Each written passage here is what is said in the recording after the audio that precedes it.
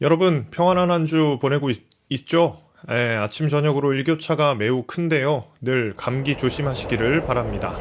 먼저 광고를 전달하겠습니다. 첫 번째 소식입니다. 현재 오프라인 예배가 진행 중입니다. 여러분 교회로 오세요. 보고 싶어요. 위드 코로나를 시행하면서 확진자의 숫자도 늘어나고 또 여러 가지 환경적으로 좋지는 않은데 방역 수칙을 잘 지키면서 예배하면 대면 예배가 가능합니다. 여러분들의 결단과 용기가 필요한 시점인데요. 함께 만나서 얼굴 보고 예배하면 좋겠습니다. 두 번째 광고입니다. 다음 주 12월 5일이 되겠는데요. 그날 중고등부 총회가 있습니다. 오프라인에서만 진행합니다. 작년에는 부득불 이 온라인에서 투표를 진행했습니다. 그러나 올해는 오프라인으로만 진행한다는 것 꼭 기억하시고요. 예배 참석해서 여러분들의 소중한 한 표를 행사하시기를 바랍니다. 세 번째 광고입니다. 11월 달 생일자를 축복합니다. 이 화면에서 확인해 주시면 될 것 같고요. 또 모든 분들을 축복하고 또 선물은 기프티콘으로 쏘는 걸로 대체하겠습니다. 네 번째 소식입니다. 중고등부 찬양팀을 모집 중입니다. 각종 악기나 찬양으로 섬기고 싶은 친구들은 서광민 선생님에게 지원하면 되겠습니다. 찬양으로 섬기고 싶은 친구들 주저하지 말고 광민쌤에게 가서 살짝 말해보면 어떨까? 모든 광고를 마치고요. 이제 함께 말씀을 나누도록 하겠습니다.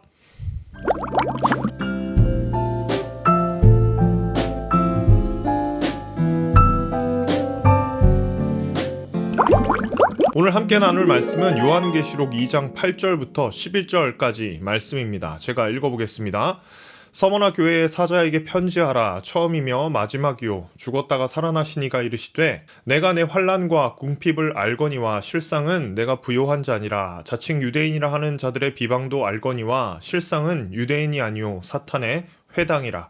너는 장차 받을 고난을 두려워하지 말라. 볼지어다 마귀가 장차 너희 가운데서 몇 사람을 옥에 던져 시험을 받게 하리니 너희가 10일 동안 환난을 받으리라. 내가 죽도록 충성하라. 그리하면 내가 생명의 관을 내게 주리라. 귀 있는 자는 성령이 교회들에게 하시는 말씀을 들을지어다. 이기는 자는 둘째 사망의 해를 받지 아니하리라. 아멘. 지난번에 나누었던 교회는 에베소 교회였습니다. 에베소 교회에 보내는 편지를 통해서 우리는 우리의 행위가 어떻게 회복되어야 하는지에 대해서 잘 나누었습니다. 오늘은 두 번째 교회인 이 서머나 교회에 대해서 함께 살펴보려고 해요. 먼저 계시록에 나타나는 편지의 형식에 대해서 한 번 더 소개하도록 하겠습니다. 가장 먼저는 소개가 등장하고요. 그 다음으로는 그 교회를 향한 칭찬의 말씀이 등장합니다. 그리고 책망의 말씀이 이어지고 회개를 촉구하지만 다음으로는 그들을 향한 약속의 말씀으로 이 편지는 모두 마무리가 됩니다. 그러면 이 서머나 교회에 대해서 천천히 함께 한번 살펴보겠습니다. 먼저 8절입니다. 서머나 교회의 사자에게 편지하라. 처음이며 마지막이요 죽었다가 살아나시니가 이르시되. 가장 먼저 서로에 대한 소개가 등장하고 있어요. 방금 소개한 것처럼 이 편지를 받는 교회는 서머나 교회입니다. 그리고 이 편지를 보내는 사람은 처음이며 마지막이요 죽었다가 살아나신이라고 표현되고 있지요. 전 지구의 역사를 통틀어서 이러한 존재 오직 예수님밖에 없습니다. 따라서 발신자는 예수님이 되겠네요. 이쯤에서 우리는 이런 생각을 할 수 있어요. 어차피 발신자가 예수님인데 왜 이렇게 교회들에게 편지할 때마다 다양하게 예수님을 묘사하고 있을까? 그냥 예수가 너희에게 편지한다 이렇게 써도 되잖아요. 지난주에 나눴던 에베소 교회를 향한 메시지에서 예수님의 모습을 다시 한번 살펴보겠습니다. 에베소 교회의 사자에게 편지하라. 오른손에 있는 7뼈를 붙잡고 7 금촛대 사이를 거니시는 이가 이르시되. 여기서 예수님에 대한 표현은 크게 두 가지로 볼 수 있습니다. 첫째는 이 7교회를 다니신다는 표현을 통해서 교회 가운데 임재하시는 모습을 상상할 수 있어요. 또 붙잡는다 라고 하는 표현을 통해서 그들을 인도하거나 보호하신다는 의미를 유추할 수 있습니다. 왜 에베소 교회를 향해서 예수님을 소개할 때 이런 표현을 사용했을까요? 생각해보면 그들에게는 이러한 예수님의 모습이 필요했던 겁니다. 그러니까 그들을 붙잡기도 하고 버릴 수도 있는 예수님의 모습을 강조하고 있는 거죠. 교회들을 다스리며 인도하지만 그들을 버릴 수도 있는 유일한 존재, 바로 예수님이시라고 하는 것을 강조하고 있는 겁니다. 그래서 그들이 처음 사랑을 회복하지 못한다면 결국 버림을 받을 처지였기 때문에 이런 소개가 더욱 더 잘 와 닿았을 거예요. 그렇다면 우리는 이 8절을 읽으면서 소개되는 예수님의 모습도 좀 주의 깊게 살펴봐야 될 필요가 있겠습니다. 서머나 교회에 소개되는 예수님의 모습을 확인해 보죠. 크게 두 가지로 소개되고 있는데요. 첫째로는 처음이며 마지막이다 라고 하는 표현이죠. 둘째로는 죽었다가 살아나신 이라고 소개되고 있어요.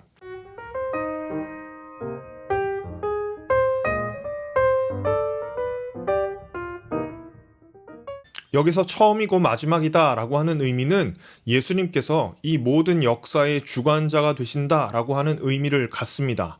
흔히 우리 알파와 오메가라고 표현하는데요.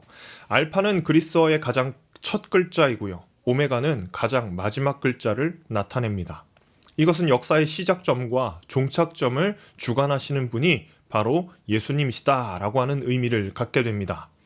둘째로 예수님은 죽었다가 살아나신 이로 소개되고 있습니다. 이 말씀은 또한 죽음을 극복하신 분이라는 의미를 담고 있는 거지요.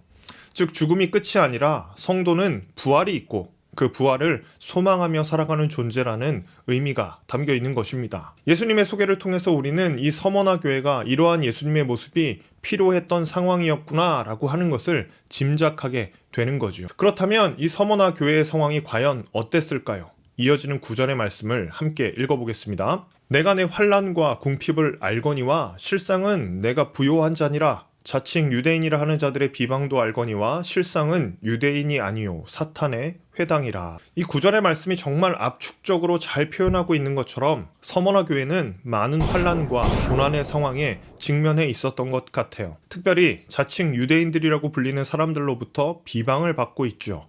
예수님은 그들을 향해 사탄의 회당이다 라고 하는 표현까지 사용하셨습니다. 그래요. 여러분 예나 지금이나 건강한 교회를 비방하거나 비난하는 사람들은 사탄의 회당이라고 일컬음을 받게 될 겁니다. 어쨌든 겉으로 보이는 서머나 교회의 현실은 참혹했어요.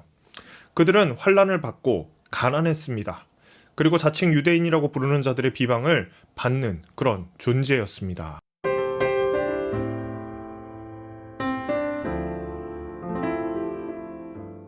역사적으로 살펴보면 환란이 극도에 달했을 때 그리스도인들은 강제로 재산을 몰수당하거나 약탈당하고 생존의 위협까지 감수해야만 했어요. 그럼에도 불구하고 이 서머나 교회는 신앙을 버리지 않고 있었습니다. 그러면 이제 우리는 이런 생각을 좀 해볼 필요가 있어요.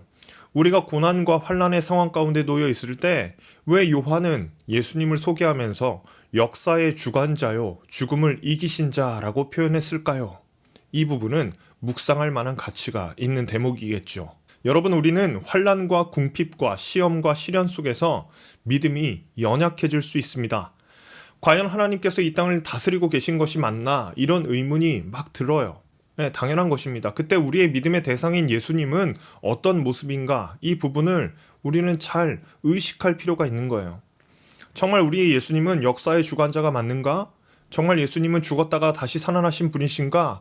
여기에 대한 확신이 필요한 시점이라는 말입니다. 이 역사의 주관자는 10절에서 이렇게 이야기하고 있어요. 함께 읽어보겠습니다. 너는 장차 받을 고난을 두려워하지 말라. 볼지어다 마귀가 장차 너희 가운데에서 몇 사람을 옥에 던져 시험을 받게 하리니 너희가 10일 동안 환난을 받으리라. 내가 죽도록 충성하라. 그리하면 내가 생명의 관을 내게 주리라. 요한은 이미 시험 가운데 있는 서머나 교회를 향해서 이렇게 이야기합니다. 장차 받을 고난을 두려워하지 말라. 질문할게요. 여러분 이 고난, 이미 받았던 고난들을 의미하는 것일까요? 아니면 앞으로 닥치게 될 고난을 이야기하고 있을까요? 네, 앞으로 닥칠 고난들에 대한 이야기예요. 즉 이 서머나 교회를 향한 고난이 아직 끝나지 않은 겁니다. 자, 그런데 예수님은 바로 이 대목에서 서머나 교회에게 희망을 주고 있어요. 그게 뭐냐 하면 10일이라고 하는 표현입니다. 사실 10일이라는 표현이 가지고 있는 숫자적 의미에 대한 학자들의 견해는 매우 다양합니다. 그런데 어떤 교수님께서 이렇게 표현했어요. 이 기간은 길고 짧고 뭐 그런 의미를 담고 있다기보다는 한정성을 나타낸다. 바꿔 설명하면 언젠가 끝이 있어 라고 하는 것을 강조하고 있다는 의미입니다. 우리는 왜 이 끝을 예견하고 소망할 수 있을까? 바로 하나님께서, 우리가 믿는 예수님께서 역사의 주관자가 되시기 때문입니다. 예수님은 죽음도 극복하셨기 때문이죠. 사랑하는 중고등부 여러분, 당신은 진짜 살아계신 예수님을 믿음으로 바라보고 있습니까?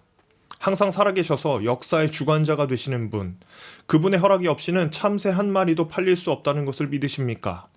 그분의 주관 가운데 우리의 인생이 펼쳐지고 있다는 사실을 여러분 믿고 있나요? 그래요. 서머나 교회는 그 역사의 주관자를 믿는 믿음으로 이 시련의 상황을 극복해야만 했어요.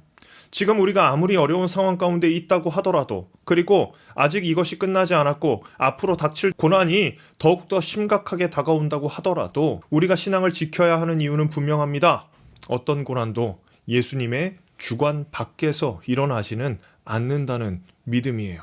욥이 사단에게 시험을 받아요. 그런데 사탄이 시험할 수 있는 부분 한정적이에요. 곧 하나님께서 사탄에게 허락하신 만큼, 딱 그만큼만 사탄은 욥을 시험할 수 있는 겁니다. 사랑하는 중고등부 여러분, 아침에 학교에 가고 저녁에 학원을 가고 그렇게 여러분들에게 주어진 삶의 무게가 얼마나 무거울까? 사랑하는 선생님들, 여러분들의 삶의 무게는 어떻습니까? 매일같이 직장에 가야 하거나 아니면 다른 일들로 인해서 우리에게 주어지는 이 삶의 무게 결코 가볍지 않을 겁니다. 저는 이 시대에 이렇게 교회에 나와서 신앙을 지키라고 말하는 가르침이 우리 중고등부 아이들에게, 그리고 교사 여러분들에게 삶의 무게와 고난을 더하는 것은 아닐까, 이런 생각도 들었어요.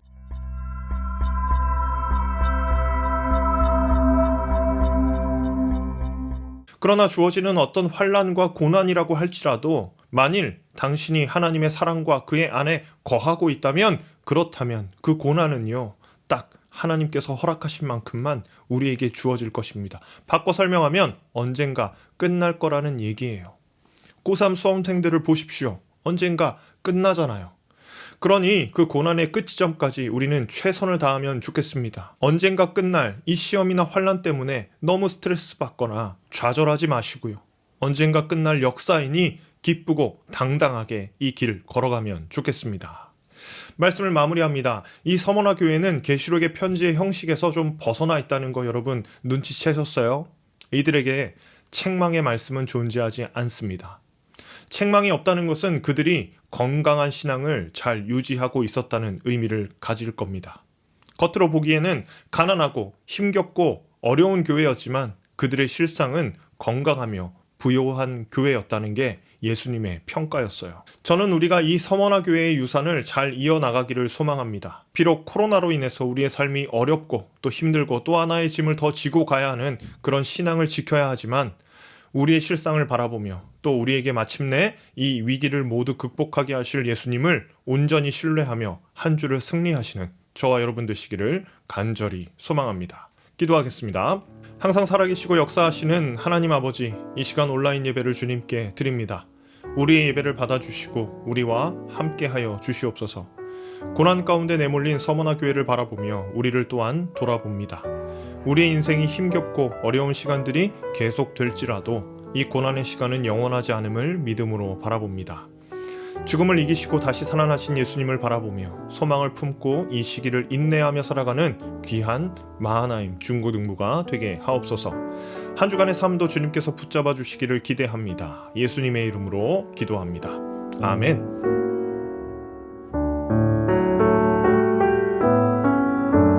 여러분, 또 한 주가 시작됩니다. 여전히 코로나의 상황은 많이 좋아지지 않고 있고요. 어쩌면 오늘의 말씀처럼 우리의 상황이 더 좋아지는 쪽으로 흘러가지 않을 그런 가능성도 많이 있지요. 그러나 이 고난의 상황은 영원하지 않아요. 여러분, 어두운 터널이 아무리 길어도 그 끝이 존재하는 것처럼 우리의 인생에 일어나는 파도도 영원하지는 않을 겁니다. 이제 시작되는 한 주 예수님을 바라보며 소망을 잃지 말고 믿음 가운데 한 걸음 나아가는 저와 여러분 되시기를 간절히 축원합니다. 항상 건강하시고요. 우리는 다음 주에 만나도록 하겠습니다. 빠염!